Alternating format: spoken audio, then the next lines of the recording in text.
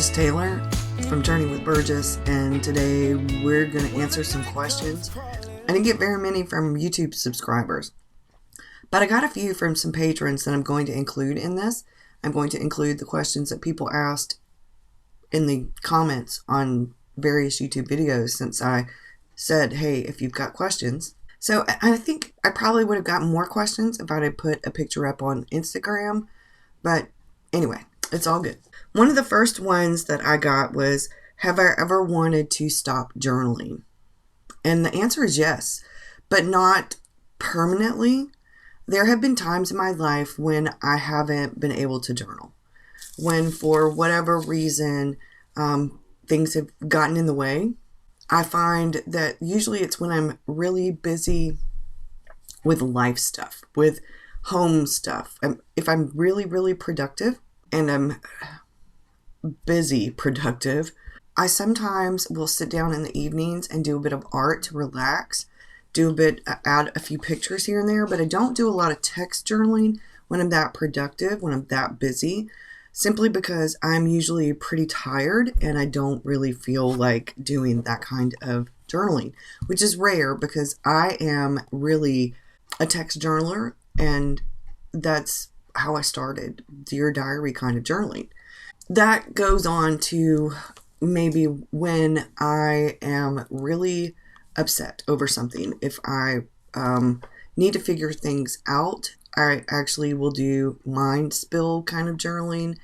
I will do just spew it all out on the page, figure out things. That's my problem solving technique, is to get a bunch of the things out. I do that sometimes in my evening pages. I don't do it a lot on my Document My Life. If it's a creative issue, then I'll do it in the journal where I talk about what's going on in my creative life, which is that new A5 crossfield. Yesterday, I wrote, I am considering changing things up a wee bit. As far as bullet journaling and lists and stuff like that go, I've been missing the documenting my day in the Hobonichi. And before January starts, I really want to have things fine-tuned. I mean, I've got a general idea. I don't really want to draw out a bunch of calendars. I don't want my daily to-dos, because those like rapid logging, I want to do on the Hobonichi pages. But the to-do list, like the running to-do list kind of thing, I don't want that in the Hobonichi. I want to plan out what I need to do, my priorities and stuff, in the appointments and the events and things in the weekly pages of the Hobonichi Cousin. I do gratitude and things like that in the Hobonichi Weeks. I've already started it, as a matter of fact. That's here, and I haven't decided yet if I'm going to put this in one of the leather covers I have. I have two. I love the birds. I want to be able to see the birds. So if I want to vent though, like a bitch session, when something is really irritating me or has really frustrated me, if I'm angry about something, I just need to get it out on the page. I don't do that a whole lot anymore. And when I do, I often find myself in a more negative headspace, find myself more depressed about things. So I try not to do that a whole lot. And if I do, I usually rip it up, burn it, or I'll watercolor over it, or I'll use ink that is not waterproof and splash some water on it so that it kind of drips down. That's a technique that I've seen, and I can't think of her name.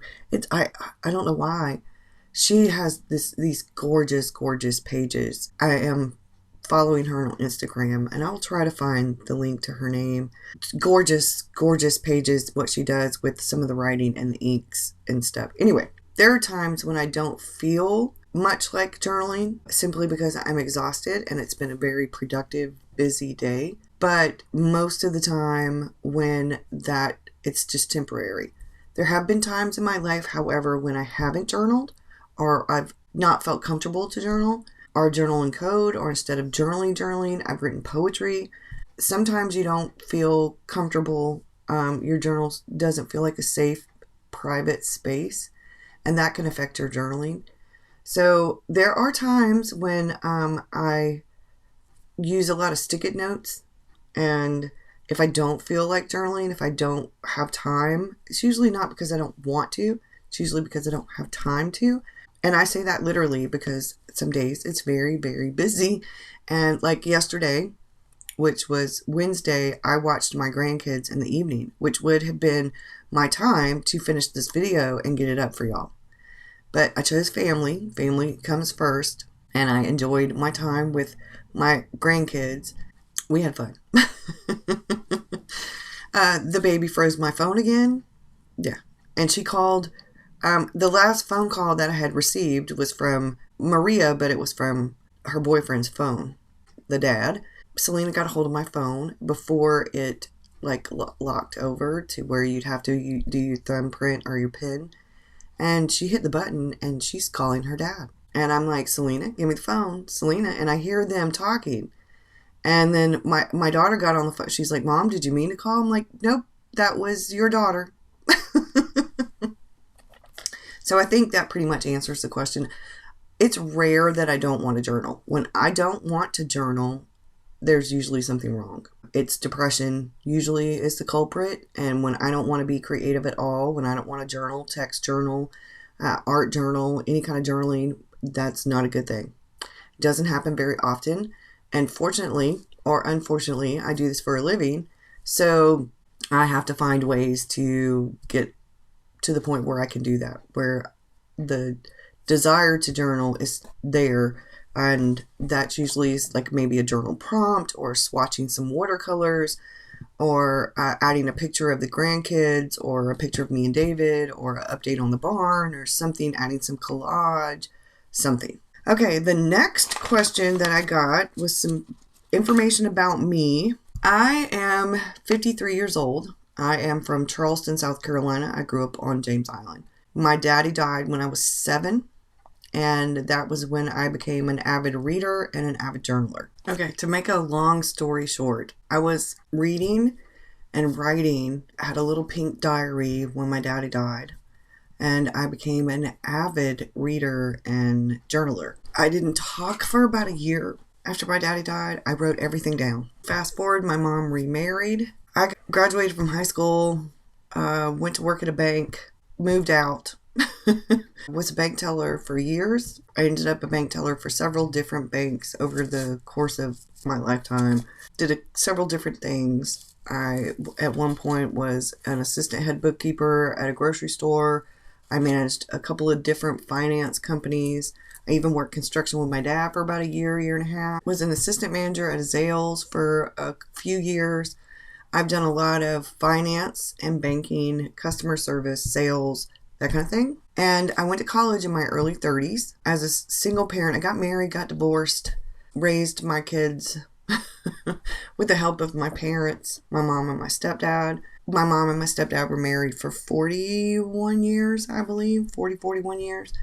And my dad died of cancer a few years ago. About 9.5 years ago, when David and I moved in here, I was really into NaNoWriMo. We moved in here in October. The next year or two, I was talking to him about NaNoWriMo. He was like, well, baby, I think you can do it. Now, in between from when we moved in here and 2 years later when I started doing YouTube videos, I planned our wedding.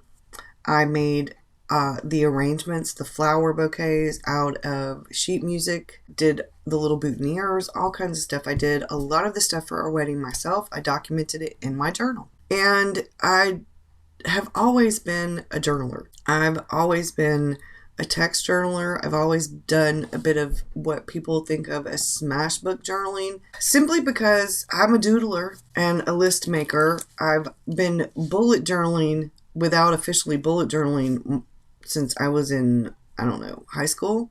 I've always been a list and a calendar person. Appointments and events and birthdays, all that kind of stuff always went on the calendar. And then I always had a running to-do list. I would start it. I would look at the day before's list and what I didn't get done, go from there, add to the list. It was almost like a constant running to-do list.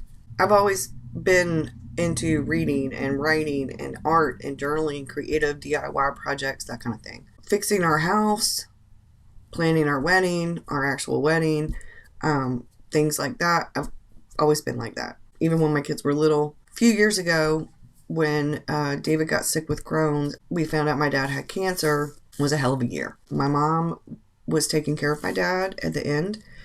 And my mom did not know. She had had her gallbladder removed a few years before that. And she didn't know that one little piece of a gallstone, little tiny piece, had gotten lodged in her liver. So when she was taking care of my dad, she wasn't taking care of herself very well. And she got ill. Her immune system went down. That little tiny piece of a gallstone, it went septic. And so my mom did not know. My dad was put in the hospital, medevaced to Charleston. They hooked him up to a respirator, and my son told me he was taking my mom home because they were still at the hospital where my mom used to live. And I said, "You're taking her home?" He said, "She's exhausted and she needs to sleep. She wants to go home and go to sleep." I'm like, "What?" And I knew something was wrong. I ended up the next morning, I called my son really early in the morning. I said, "Look, Papa, I didn't want to be hooked up to all this. I've talked to the doctors. Nana has to sign the forms. You need to bring Nana up here about 6 o'clock in the morning, 6:30, 7 o'clock. My mom ended up in ICU. She collapsed right after they pulled the respirator. I had to leave my kids in there with my dad to take his last breath. And I had to take my mom to ER, and then within 30, 40 minutes, they had her up in the ICU. So I had both parents in the ICU. But backwards just a little bit, I was doing NaNoWriMo, started doing videos with David's support. He's who pushed me. He was like, "Yes, I think you can do it. I think you ought to do it," because I wasn't seeing very many people do videos for NaNoWriMo that were older. I was in my 40s then, in my early 40s, and I wasn't seeing very many people. Now, once I got on YouTube, I found other people through the NaNoWriMo videos, through people commenting, and I became friends with Maya Good, who is now passed away. Maya is who gave me this 2016 red leather Hobonichi cover. I became friends with Tamara Woods from Pen Paper Pad. A lot of people I met, wonderful friends I met through doing the NaNoWriMo videos. The NaNoWriMo videos led me to a journal tag video because a lot of writers journal. And like Anais Nin and Sylvia Plath, lots of journalers. I did the journal tag, which led me down the journal community rabbit hole, the Hobonichis and the Fobonichis. I also ended up down the planner rabbit hole community. Yes. And here I am. A few years after being on YouTube, some subscribers that had been watching me for a long time prompted me to join Patreon, which was quite a while ago. I've been on YouTube now for 6 years. And I think I've been on Patreon for 4 years, 3 or 4 years, something like that. But I love it. I've done all kinds of journaling, from omni journaling, which is everything in one book, to everything in a bunch of different books. I've tried Inkwell Press and File Effects and the Law of Attraction Planner, and I've done the Traveler's Notebook insert thing. I've done bullet journaling Bujo style. I've done bullet journaling functional style, the Hobonichi, the Fobonichi, all different kinds of things. I've always been a creative person. I've always been one of those people that if I see something, I want to see if I can make it myself. Or I used to crochet, I used to embroidery, I used to sew. I don't have a sewing machine right now. I gave my daughter mine, and my grandmother's that I had, it got ruined out in our metal shed out there. So I would like to get back into sewing. I tried getting back into crochet for a while, but because of the carpal tunnel and the rheumatoid arthritis, doesn't happen. As you can tell, my hand has been bothering me a lot. I need to start wearing these on both hands when I sleep again, because I'm waking up in the mornings and my hands are numb again. But like I said, my daddy died when I was 7. My mom remarried when I was 9, about a month or 2 before I turned 9. And yeah, that's how I got into everything, got into the journaling. Kind of fell down the rabbit holes. I can't think of what else. Okay, so the next question was about the journal that I'm using for Create December and documenting my life. The covers, if you're interested, is the red velvet from Apple Pig. And the notebook is the Cosmos Air Light in the B6 size from Danica58 on Etsy. Sarah Martinez has a wonderful, wonderful review of this notebook. She has it in the standard size. She goes into depth and detail, which was lovely for me because it made me understand a lot more about the paper and everything. As far as B6 notebooks go,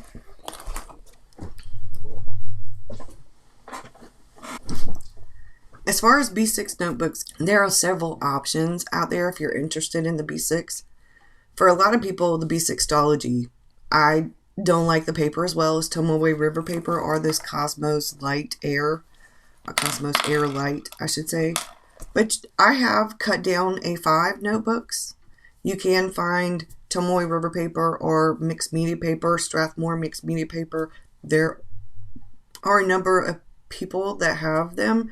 Bree from Document to Journey has several different options for notebooks. She has notebooks that are B6 but have Tombow River paper, 52 GSM, and mixed media paper mixed. Or you can get it just in Tombow River paper or in just mixed media paper. You can pick your cover. You can pick just a craft cover or her artwork on a cover.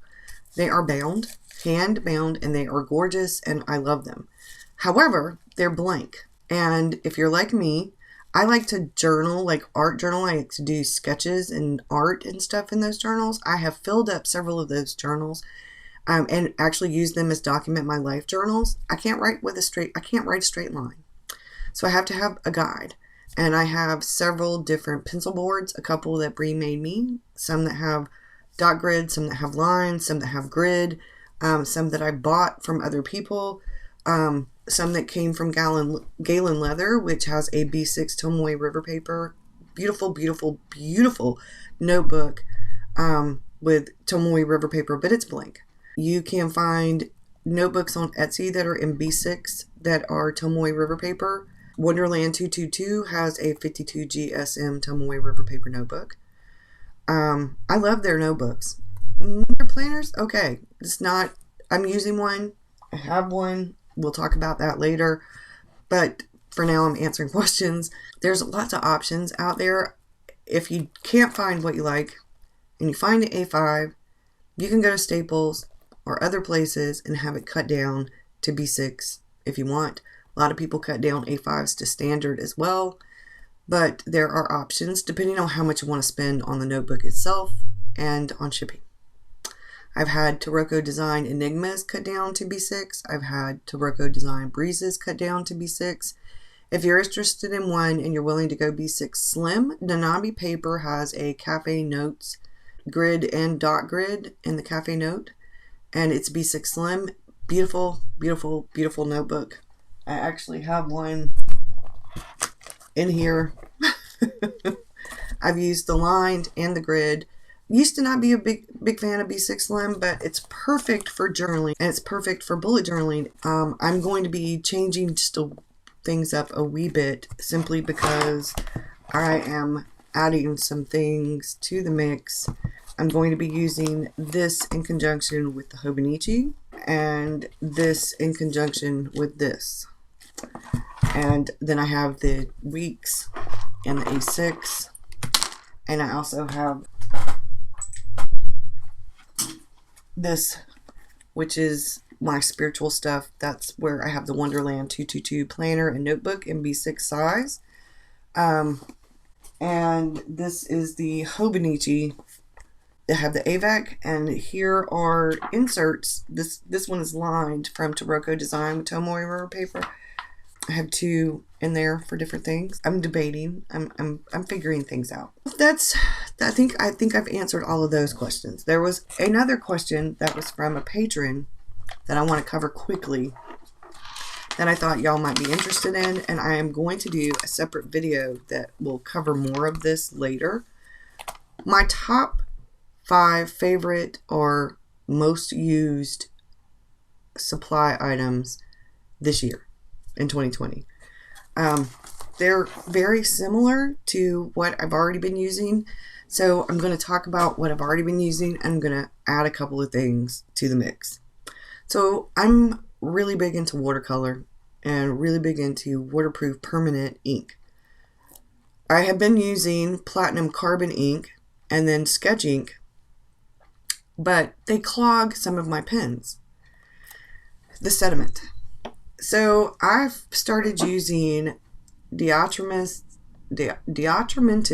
I don't know, I'm probably butchering that, document ink in black, and then fog gray. The fog gray I like for journaling, and this I do for drawing and just regular writing if I want, you know. They're both document ink though. I want to get another gray more. I have Noodler's Lexington Gray, which I use a lot for journaling because it is a bulletproof ink. This is a little bit more purple than the Lexington Gray. Great color for shading though. It's almost like moon glow. I've added the Zig two-way, what does it say? Squeeze and roll glue pen to the mix. I love this. This is fantastic. I've also added the Staedtler Mars Technico pencil. I've had this Staedtler eraser. These are refillable. I've had this. And I've also added a few other things like the white plastic eraser thing. I've been using the Tombow mono erasers. I have a rectangular one and then this little one. I've been doing more work with pencil and using like my kneadable eraser and stuff like that more because I've been trying to do better with art. I've been trying to get better, trying to get more dimension in my art, and so it doesn't look so flat and clip art-ish and looks more illustrated. I'm not trying to get realistic with it. I don't want it to look like a picture, but one of the other things that I've fallen in love with are these Zig Clean Color Dot marker things. I love these, which doesn't surprise me because I love the Zig Real Clean Color brush pen. Those are already in the barn. I love them. I also love my Zebra mild liners, still using those.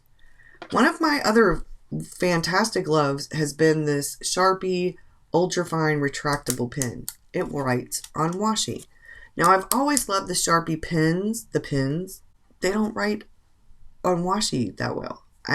For a long time used this one pen that's dark gray that I pick up from Michael's that writes on washi, but it tends to dry out quick, and that's not a good thing. So these retractable ones are fantastic, and they're a lot cheaper than the one I was using from Michael's. My favorite glue stick is still the Oohoo glue stick, but when I run out, I always have Elmer's. And then as far as like scissors go, I have several different kinds of scissors. Lately, this has been one of my favorites. This is a Fiskars scissors. I got this in the school supplies section. It's also this pair of scissors that Victor uses to cut paper with. I don't cut anything but paper with it. Tombow glue adhesive. I use the refillable things. I tried those. I tried them from Staples. Not a fan. This is the Tombow one that I use. This is the one that I got from Staples. It needs to actually just go in the garbage because it doesn't work. New things. I'm trying to think.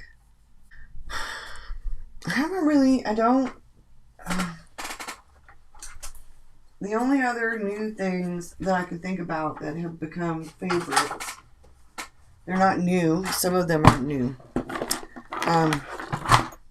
This is the Clairefontaine lined notebook. It's actually called Clairefontaine Basic Large Cloth Bound Notebook. This is my morning pages, evening pages journal. It's lined pages. I love Clairefontaine paper, the Cosmos Air Light. It's like Clairefontaine paper and 68 GSM Tomoe River paper and Rhodia paper had a baby. That's what it kind of seems like to me. Some people don't like 68 GSM Tomoe River paper. I love it. One of the other new things to me is I've been using watercolor pencils and colored pencils and ink tint pencils for a long time.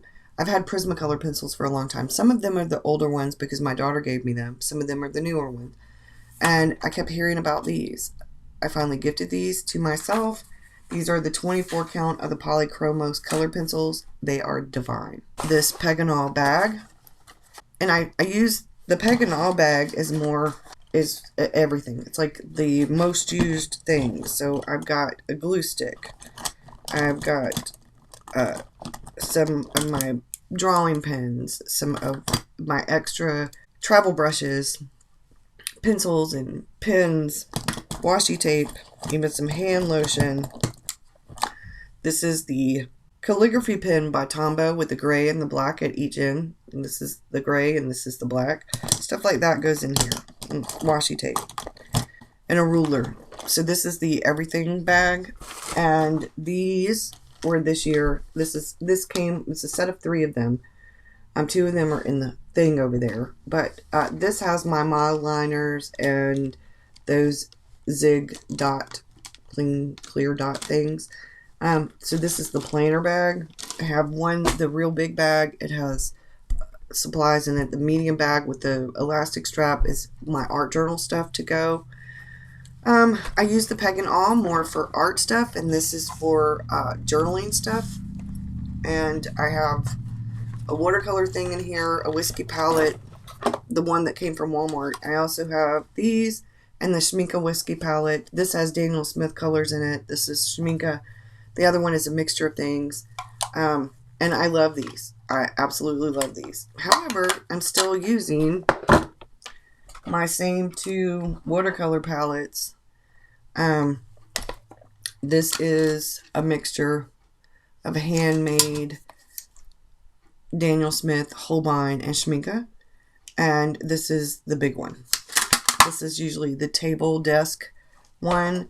This one I can tote around. It has skin tones in it. The other one has a bunch of colors that you can make skin tones with. I specifically got a set of handmade ones from Etsy. This one, however, has a lot of the brighter, bolder colors and a lot of the special ones from Daniel Smith, but it has a couple of Schmincke and then it has some handmade ones. These are skin toned handmades from Rachel Beth Designs. And yeah, I have several different palettes. There's a couple that I haven't even shown. I'm using the Peg and All, like I said, for art stuff. This one is the one I take around the most, I think. So I wanted to do a bit of a tour for the end of this video. Here is the first one, Mistletoe. Here is the next one, which is Light. And I actually put a picture of the lights from the barn. This is the next one, which is Sweater, and I actually added little Christmas trees and a little pine tree, a little Christmas tree in there. That's Jupiter. Insulation for the ceiling. The pine, which I talked about. I didn't cover everything up, but I did add a few stickers to the places that got smeared. And I don't know what, like these lines, and I thought about covering them up with white, but they're there, and I'm going to leave them. And these are also pine needles, and I have been using the jigsaw quite a bit, and this is the day that we started cutting the last 2 panels to go where the windows are at, so I wanted to cover that. This is the candy cane. This is the winter animal. I chose a polar bear. I couldn't get his face right. I think I needed to go rounder right here. I'm not worried about it. It's there. I did it. I did a really good job with the candy cane. I do need to add a little bit more red here, I think, to the bottoms. Last year I thought about how things can come around just like that if everyone is here to celebrate one day. I don't know that made any difference, but I did this with colored pencil, and that's the ornament. These are the berries. And here's my Scrooge. And then today's prompt is hot drink. So I will be doing that and filming it. I'm going to be following along with a YouTube video. That should be interesting. I will leave, when I do the thing, I will leave the link to the video. I worked really hard on this one. And I had Rose help adding the gold highlights because I did this in Rose's class while we were doing. I'm pretty excited about this. So the next one will be today's, and I will probably do that this evening. I've got to go hang my curtains and stuff. So I'll see y'all again later. Bye, y'all. Thanks for being here. Hope you enjoyed it.